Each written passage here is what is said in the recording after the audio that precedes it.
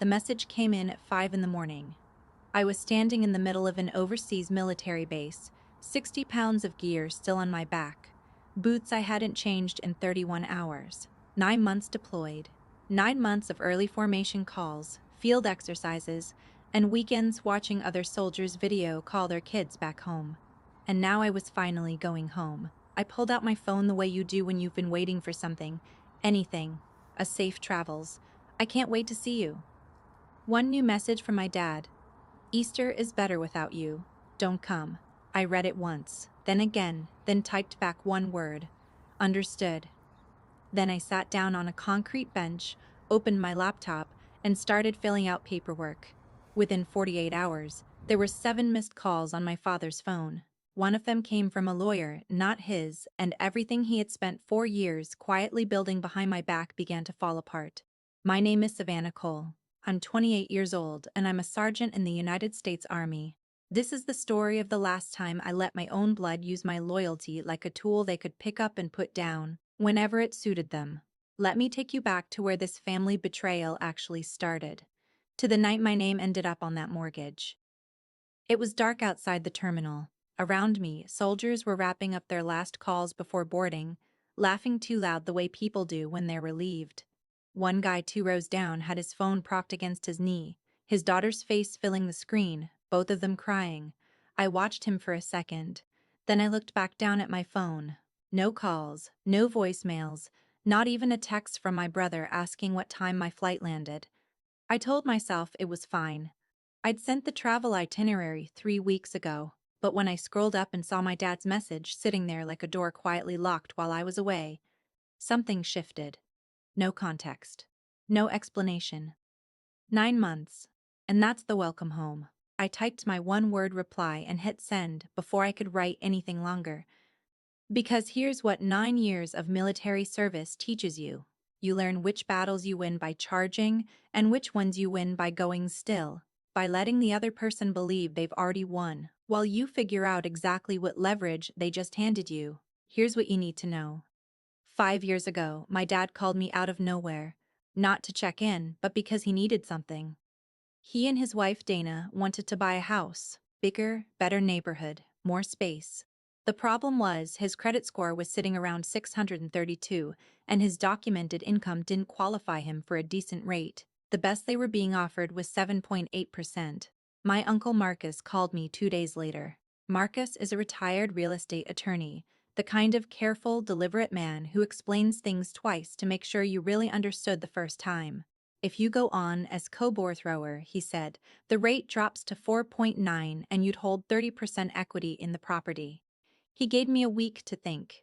I said yes. Not because I was naive. I said yes because I understood something Marcus didn't say out loud. If my name was on that paperwork, I had legal standing. I wasn't just the daughter they called when they needed something. I was a party to the contract. We closed in March. Marcus filed everything properly. I became a 30% owner of a house I'd never spend a night in. I also set up an automatic allotment, $800 a month, pulled from my military pay and deposited into the joint account tied to the mortgage. That covered about 42% of the monthly note. Marcus has the original copies of everything. I didn't know yet why that would matter, but it would. By year 2, my dad stopped calling entirely. I kept sending the 800. Every month automated, same as a utility bill. What I didn't see from a base overseas was what was happening on the other end. My grandmother, Nana Ruth, is 79 years old and sharp as she's ever been. I must have called that house 30 times over 4 years. Dana answered most of them. She's resting. She just went down for a nap. I'll tell her you called. I didn't find out until Easter Sunday that Nana Ruth never got a single message. My brother Jamie texted me once, asking if I was coming home for Christmas. I wrote back within the hour. Dana saw it on his phone that night and told him, in a voice that didn't leave room for argument, that he didn't need a relationship with me. He was 19, he didn't push back. $800 a month into a house where I was becoming less than a stranger. And my dad told the relatives I never called. Told them he didn't know what I was up to, that I'd just drifted away. Here's the thing about a lie like that. If nobody corrects it, it becomes the truth everyone agrees on. 4 months before Easter, my dad walked into a real estate office and met with a listing agent. I didn't know this at the time, but that meeting is exactly why I got that text message. Home values in the area had moved significantly. The house they bought for $220,000 was now appraised in the mid-300s.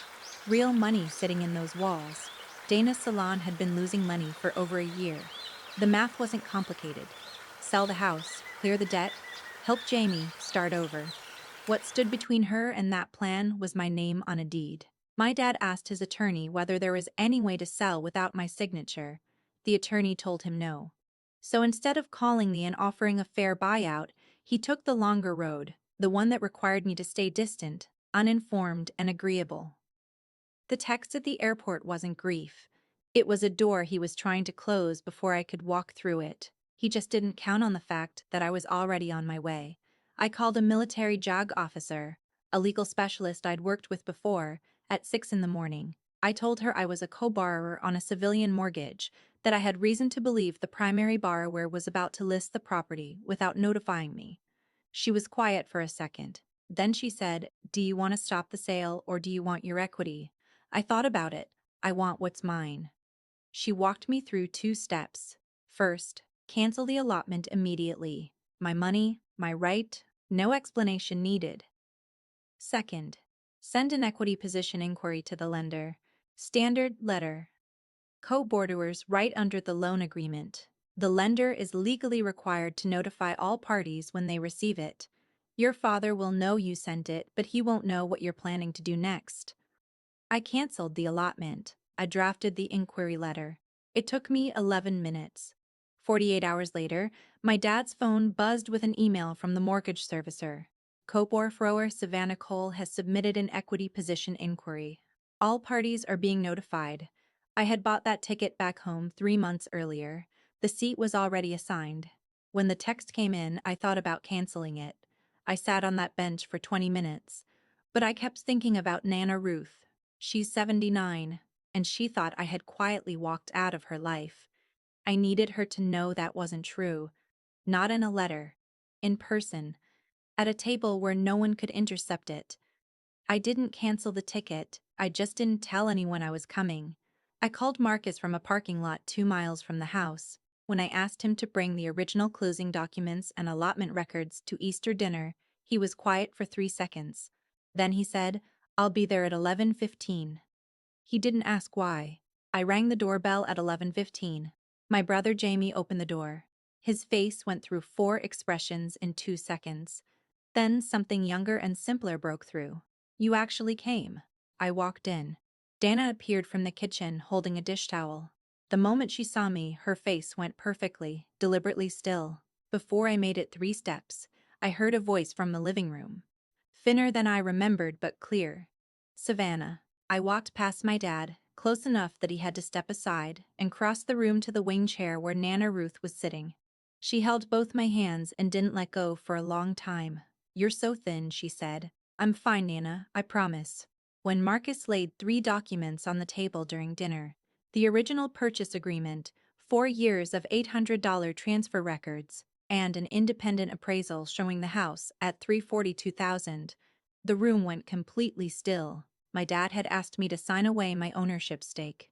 What he hadn't told the family was what it was actually worth. 30% of $3042,000 is approximately $102,600 gross. After the remaining loan balance, my net equity position was around $52,000.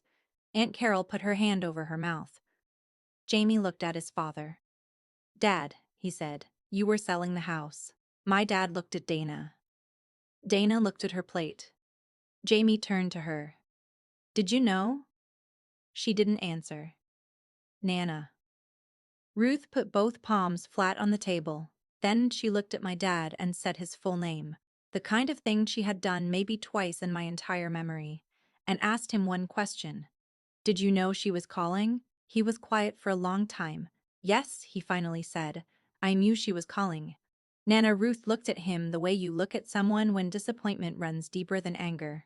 Then she turned the television on and the conversation, as far as she was concerned, was complete. I gave one statement before we finished the meal. "I'm not here to destroy anything," I said. I came because Nana Ruth is 79 and I have missed too many years already. Regarding the house, if you want to sell, sell. My 30% gets paid out based on an independent appraisal. Marcus handles communication on my behalf. And when decisions get made about anything with my name on a legal document, I get notified like a co-owner. Not managed like a problem. Nana Ruth reached up and patted the chair beside her. Sit down here, baby. I sat down. The wire transfer landed on a Thursday afternoon. $52,400. It didn't feel like victory. It felt like a debt being settled. Like things being returned to where they actually belonged. Jamie and I have dinner once a month now. The first time he drove down, he ordered a milkshake with his meal like he was 12 years old, and I laughed, and he laughed, and we talked for 2.5 hours about all the distance that had been constructed between us, year by year, decision by decision. Distance that was never actually ours. It had been built for us, and we'd never been asked. I call Nana Ruth on Saturdays, direct line. No one to intercept it. She called me the week after Easter just to say, Happy April. I wear my mom's ring sometimes, and I've learned something I want to leave you with. Blood is not a contract, it is a starting point. What happens from there is a choice made over and over again. And if the people around you keep making the wrong one, the most honest thing you can do is stop pretending otherwise. The hardest part wasn't the paperwork. It wasn't even the Easter table. The hardest part was letting go of the hope that things would be different. But on the other side of that, things are quieter. And that's enough. More than I had before. If this story hit something real for you, leave a comment. I read every single one.